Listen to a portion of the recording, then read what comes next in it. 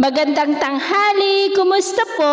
Narito po ulit ang update natin para sa lagay ng ating panahon ngayong tanghali po ng August 29, 2024 na kung saan sa ngayon ay patuloy pa rin na malakas ang bugso ng hanging habagat lalo na po sa kanlurang bahagi ng Central Luzon at Southern Luzon na patuloy pa rin po na hinahatak ng bagyong si Shanshan na halos stationary po dyan sa may southern part ng Japan at sa silangang bahagi naman ng Mindanao sa labas ng ating area of responsibility ay nananatili na mayroong isang shallow LPA pero hindi naman po ito nakitaan na lalakas bilang bagyo pero magpapaulan yan sa ilang bahagi po ng Mindanao lalo na sa mga susunod na araw. At sa ating long range forecast, wala pa rin pong bagyo na namamataan na tatawid po dito sa ating kalupaan hanggang sa susunod na 2 linggo pero hindi pa rin inaalis ang posibilidad na may mga sama ng panahon na mabubuo sa silangan ng ating bansa at ang development ng mayan ang atin pong babantayan. At sa lagay ng ating panahon, ngayong tanghali ay maayos ang panahon sa malaking bahagi ng ating bansa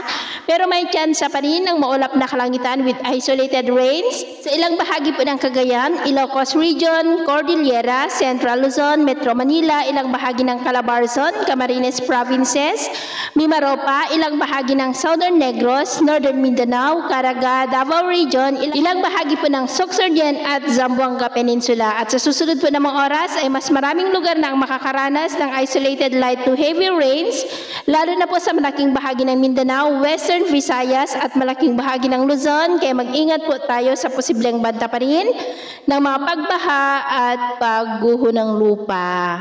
Sa atin naman pong mga baybayin dahil po sa habagat ay maalon po dyan sa kanlurang baybayin ng Palawan na ang mga alon ay posible po na aabot hanggang po sa 3 to 4.5 meters height. Kaya iwasan muna natin ang papalaot lalo na po dyan sa mga may kulay pula para mas makaiwas sa mga sakunang pangkaragatan. So ito po ang latest update natin sa araw na ito. At ako po muli si James na nagsasabing sa kahit anong pagsubok po na darating sa ating buhay, huwag po tayong mawawalan ng pag-asa. Thank you and God bless.